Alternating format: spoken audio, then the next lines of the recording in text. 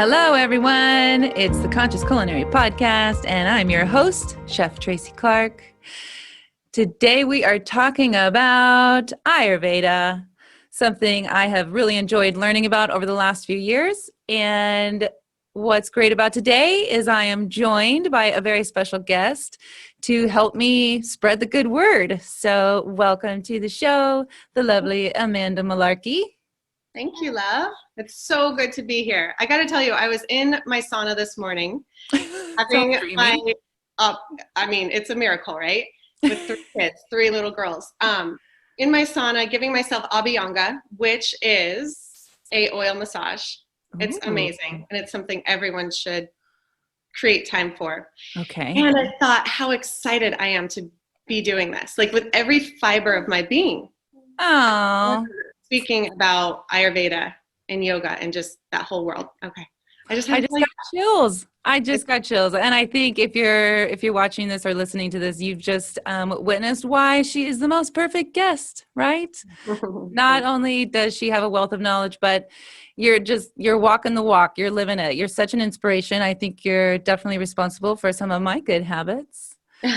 So that is so cool. I'm so excited to find out more about this massage. And that's what's so great about Ayurveda is that it's, of course, I like the food aspect and I like to talk about the recipes and I feel it's really important, but it really spans across a lot of different topics, all different areas of just who we are as a human. So before we go any further, I do want to say, so I'm talking to those of you out there who are like, I've never heard of this. What is Ayurveda? Ayurveda? Like, that's who we're talking to. It's going to be a very brief 101 and hopefully leaving you wanting more. So before we go on, Amanda, can you help me just give like a really great description of just what Ayurveda is? Yeah, very simply put, Ayurveda is the science of self-healing. Okay, and so there's no black, white definitive. It is a way of being. It is noticing, it's slowing down, and it's following the elements that our entire ecosystem is created by and listening. Right. Yeah. So much. That's very beautifully put. I do want to point out this book that actually you recommended. Mm-hmm. And it's so funny having you on the show today because, yeah, see, Amanda's my guru. So what's funny is that, long story short, we have people in our lives who know each other, but we kind of became friends on Facebook.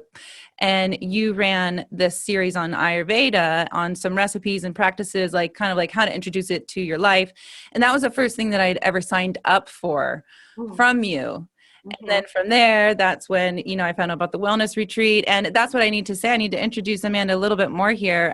So not only is she a lovely mother of 3 beautiful little girls, and a wife and all of that, but she runs these women's wellness retreats. She's done retreats in both Zion National Park and Costa Rica, so beautiful places. She's a yoga instructor, and are you doing prenatal yoga now? Yes, prenatal and postnatal. That is so cool. And because you just had yours, is she 3 months yet? No, not yet. No, not yet, but creeping up. Oh my gosh. Yeah. She just added her latest one. And so that's really cool to have that experience working through sharing your yoga and doing the prenatal yoga and going through it all at the same time. But, I feel like it's more than just the retreats and the yoga and stuff. This is a phrase I'm coining today. I'd like to give you the first honor. I feel you are an ambassador of wellness.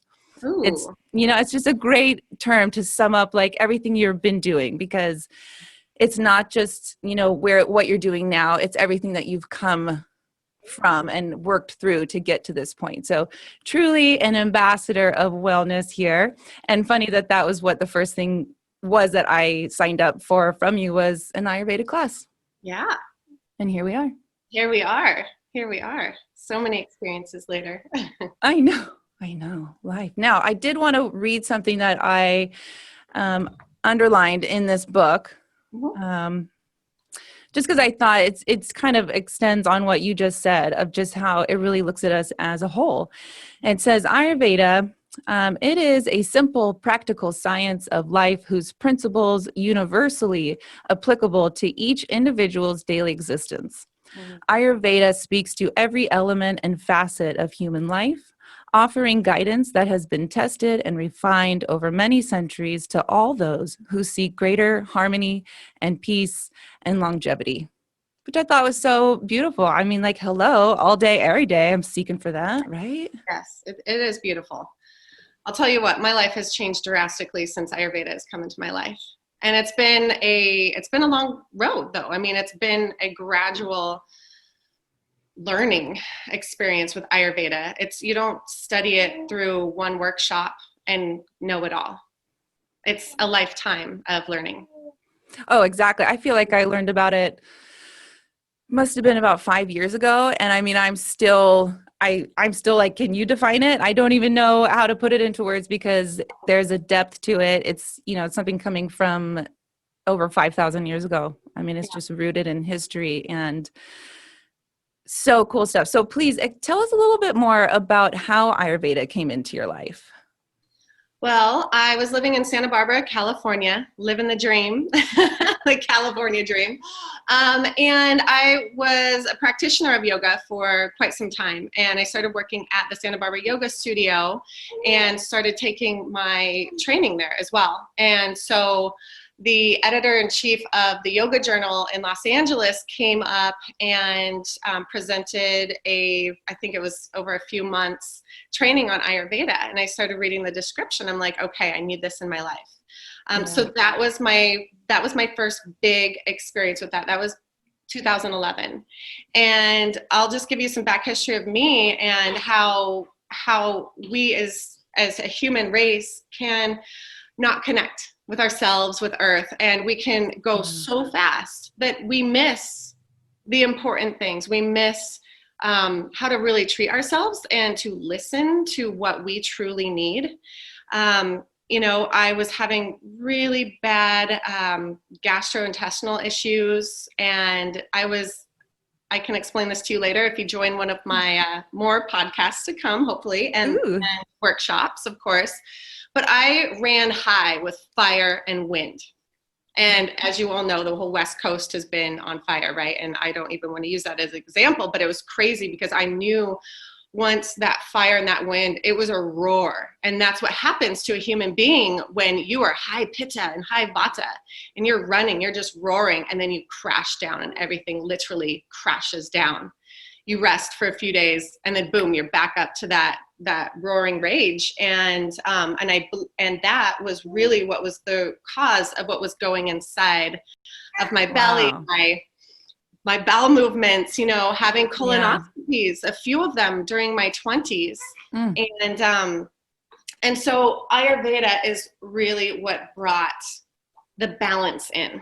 Okay, so we can read a lot about balance, but it's really understanding and learning the elements that we are all made up of, and we're all different, and what we can do, what we can incorporate to balance ourselves out, such as bringing in kapha. And again, if you want to learn more, you'll learn all about this wonderful stuff. I know there's so much. Yeah, I know. It's like 30 minutes. Oh my gosh. I know. So it's grounding, and it doesn't happen overnight. Some people can do that. Some people can make that switch overnight, but it took me a while. It took me a few years to live it, to really live it. And I would say I've been teaching it for 4 years now. And I would say since I've been living it, I am more grounded, more calm, those rages don't come up as often, As often. It's like you use the tools that you learn. Yes. That's been my experience with Ayurveda, how it came into my life and how it truly changed my life. Literally the science of self-healing. Yes. That's really well put. I love it. Now, one thing I do want to go over for those of you who are tuning in and are, again, never really heard much about this.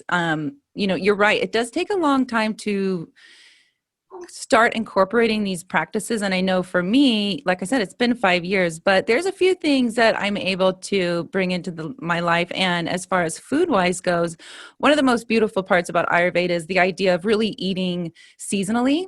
Mhm. and just eating those foods that are ready for you from Mother Earth right now. This is the time for you, because as we move through the seasons, we start learning that there are times to be grounding, and there's times to spring forward, and there's times to look inward and look outward and all of that. And food can accompany that. And Mhm. so for me, just, being more aware that I'm trying to choose foods that are fresh and in season is a very small way that I'm able to just become more conscious, right? And just live a little bit more Ayurvedically. So later in the show, I do want to talk a little bit more to people about other ways that they can include some positive practices. But, as you say, it takes time, because that very first class I took from you on Ayurveda, my son was really young, and I think it was just way too soon to get in there. But one thing that I think still today I'm trying to do is have a divine morning and wake up and give myself time and have that hot water. And even if it's just hot water or hot water and lemon, talk to people a little bit more about this divine morning. Yes. Oh, so divine mornings. My goodness. So I was able to incorporate that this morning, but it wasn't until a little later. Typically, if, I've got my ish together, it is. And when I did not have a newborn, I Yeah. would create the space for myself. I would make it a priority. I'd set my alarm by a certain time. I would wake up 5:30, 6 o'clock, somewhere around there, and have an hour to myself before anybody else woke up, before I'm taking care of the kids, my husband, all that fun stuff. I've got my Mm-hmm. cafe with me. Yeah. And it's simply creating space for yourself, a beautiful, just a divine, very calming, peaceful space in your home where you can sit and breathe. Yeah. You can maybe bring out a motivational book that you're reading, something that is going to inspire you. Journaling is so good. I first make my warm water that you were saying, it's a must. Warm water first. And that's, if I can leave you with anything, just start there. Exactly. Start with drinking warm water, even throughout the day. When we do Yeah.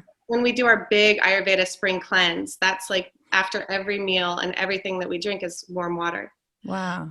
But it's creating this divine space for yourself, so you can really start your morning, start your day with this beautiful space. And we have thousands of thoughts that come through our mind daily, right? With social media, just the day that we're Yeah. in, it's all coming at us, and it's all so fast. Yeah. So just committing to a little bit of time to slow down, to journal Yes. your thoughts. Yes, Yeah. that's slowing down. I know for me, when I was first trying to do it, I was like, there's no way I'm going to get up early when I've been up multiple times with my baby Mhm. and trying to figure out, becoming a new mom and everything. But one thing I did start doing was I said to myself, maybe you can't get up in the morning and you can't have this divine morning, but maybe you can look for divine moments.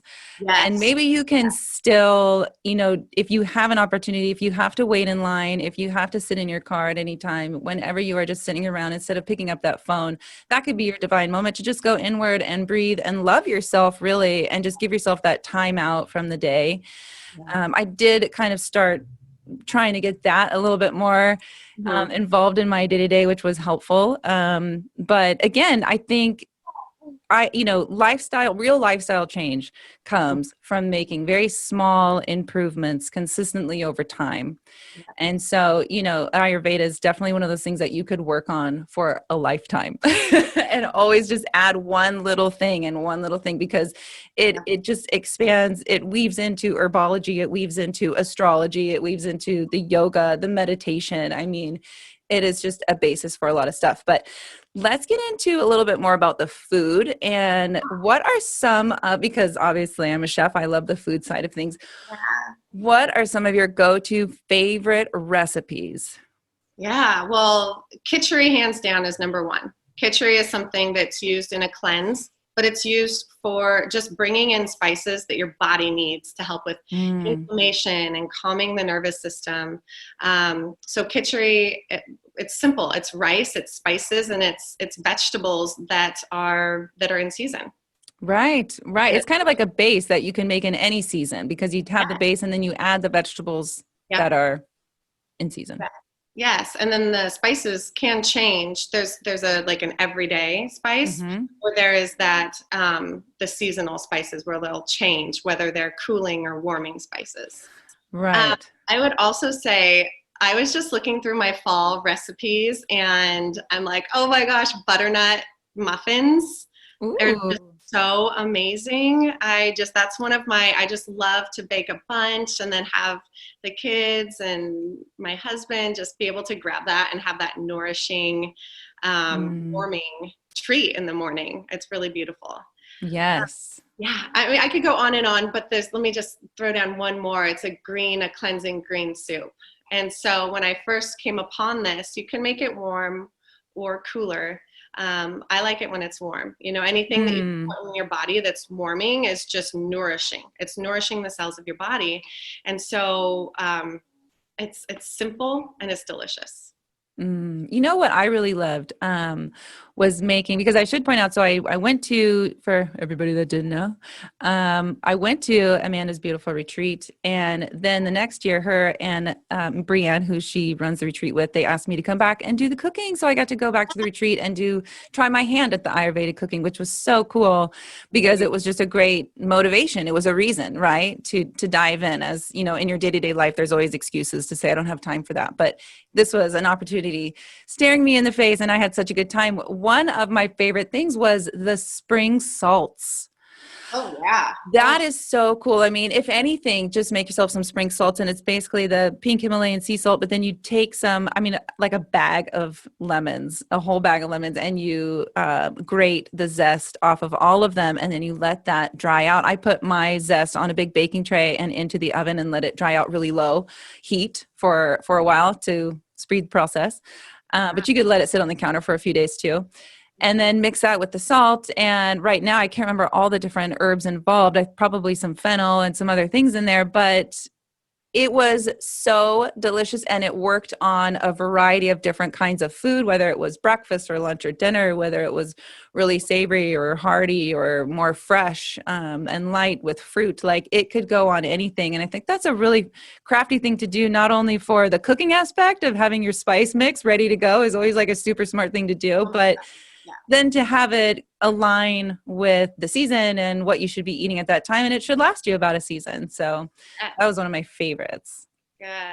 Now, Well, before we keep going, though, I do want to point out to people, so because you keep making these comments, and for those that don't know, when you're starting to um, take on an Ayurvedic diet, so typically what you'll do is you'll take your test to find out how your levels are with the three elements, the vata, pitta, and kapha. So those are like three words that we need to really point out, because that's a big cornerstone of what the Ayurveda diet kind of, well, their whole lifestyle is. They're going to look at somebody as a whole and say, let's look at different aspects of your life. Things like, how do you sleep, and what time of day do you like, and how do you feel, about food, like all different kinds of questions about the kind of person you are. And then they're going to look at three different categories that they give the titles Vata, Pitta, Kapha.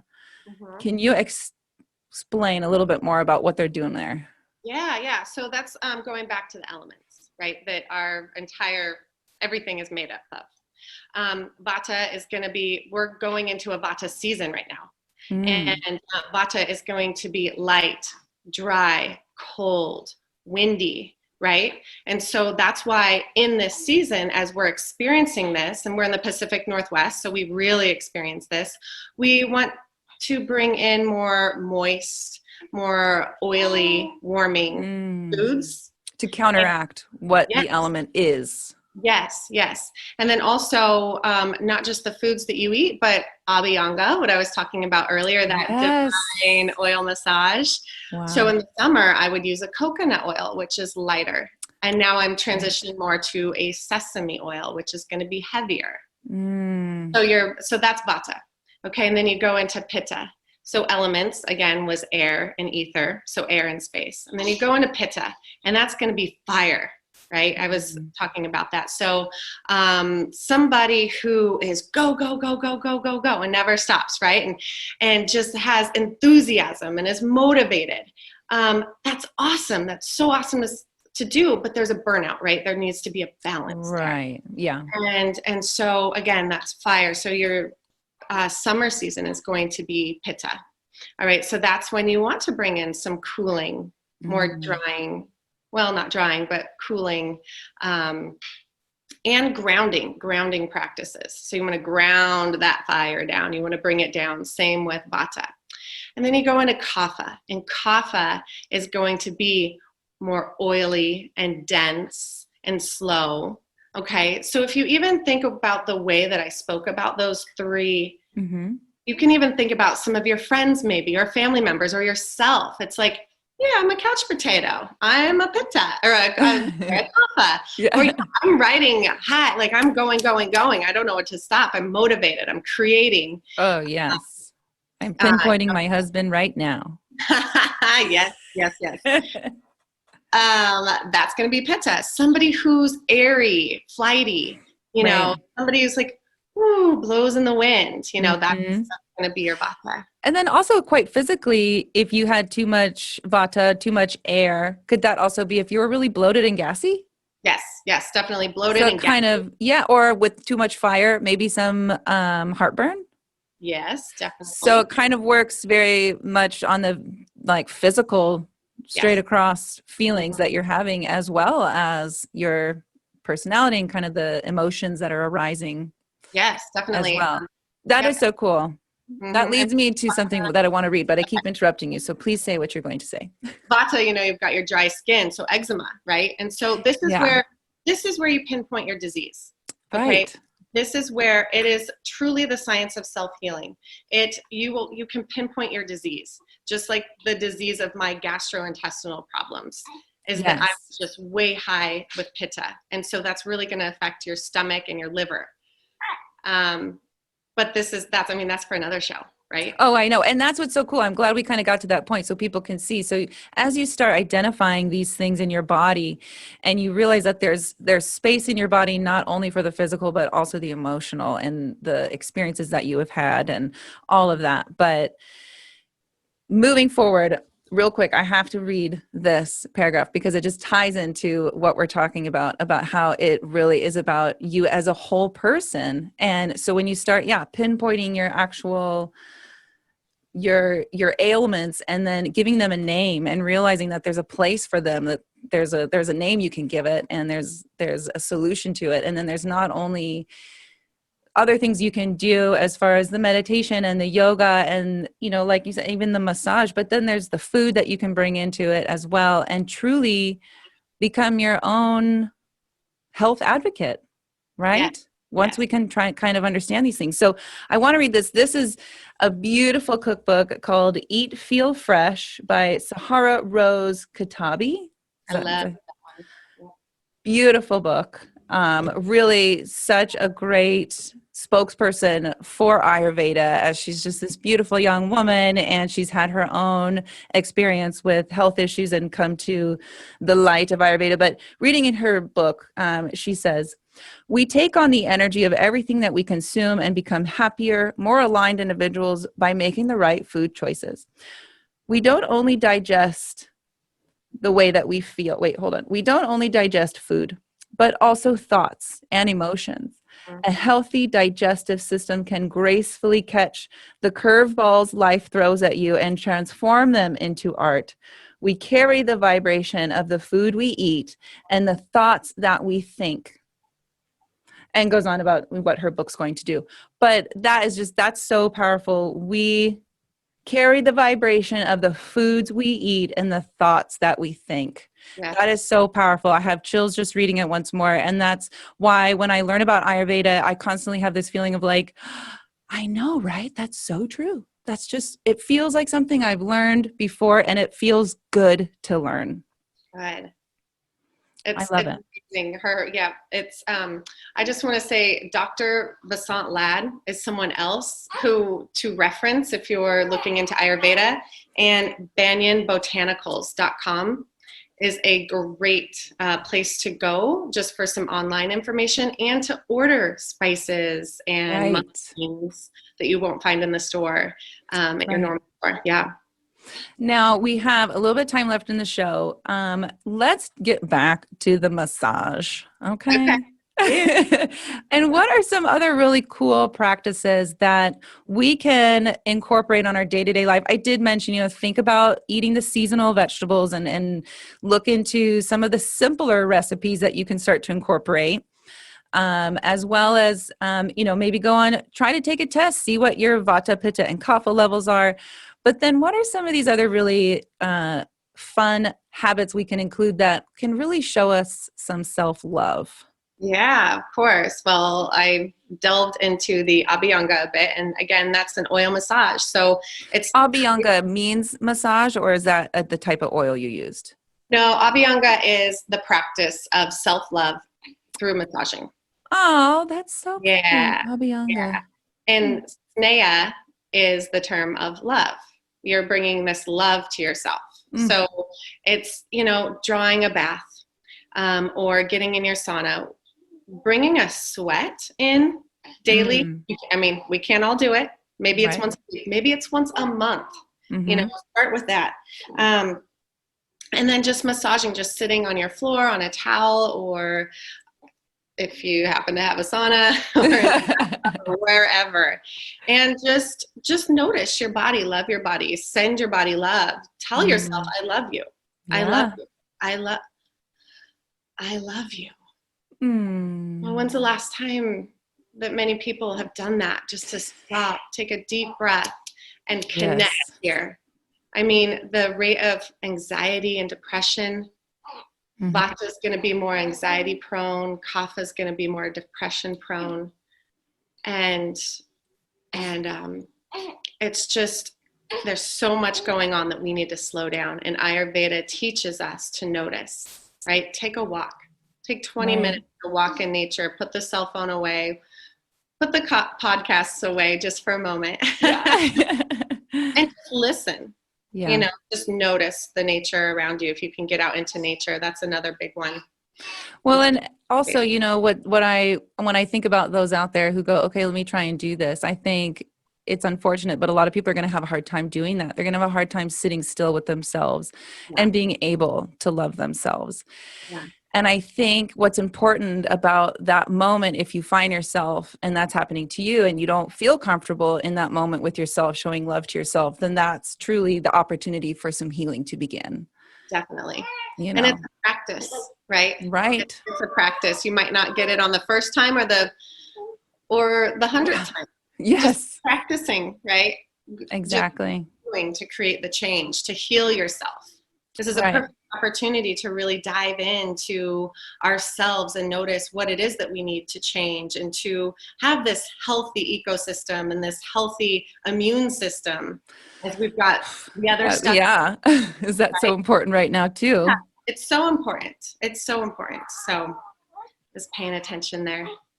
Well, thank you so much for coming on the show. And I mean, I feel like even I found out a few new things that I hadn't really known before, which is always the case when I dive deeper into the subject of Ayurveda.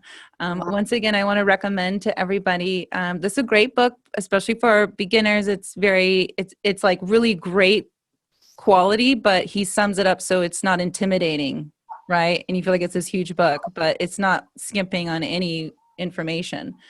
And then also, so it's Ayurveda, the Science of Self-Healing by the Dr. Vasant Lad that you mentioned. And then also, as far as some recipes and beautiful food, it's called Eat, Feel Fresh by Sahara Rose Katabi. And these are two books that I feel like are always out when I'm thinking anything Ayurveda. I'm always consulting these two books. Can I offer one more book? Please do. The Everyday Ayurveda Cookbook. That one too. Yeah, this is really what I started with. This is a gem. And if I can leave anybody with one place to start, or maybe three. Yeah, great. Is switch your morning routine to just serving yourself a cup of warm water in the morning, first thing. Maybe you add lemon. Maybe you just start with that warm water and see if you can increase that throughout the day. But keep going with that. Number 2, take a 20-minute walk in nature with nothing else, just with yourself, and just notice. Notice the birds, the trees, the nature. Maybe even take off your shoes and notice what your feet feel like in the earth. Yeah. And then number 3, let's send out that khichdi recipe and make yourself a pot of khichdi. Yes, you know what I'll have to do. So some people are going to be listening to this in the fall session first, but when this goes live as well, I'm going to make sure that there are some great Ayurvedic recipes on the consciousculinary.org website. So for those involved in the fall session, I'll get those to you. So you'll have those with your packet. But then when the show is um, going for everybody, I'll make sure that those are on consciousculinary.org website. So thank you again, Amanda Malarkey, an inspiration to me and so many, a true ambassador of wellness and guest number one. Yay! Yay. Thank You so much. And baby Sahara joined us as well. Hello, cutie patootie. I think that's all we have for you guys today, but we'll be back soon.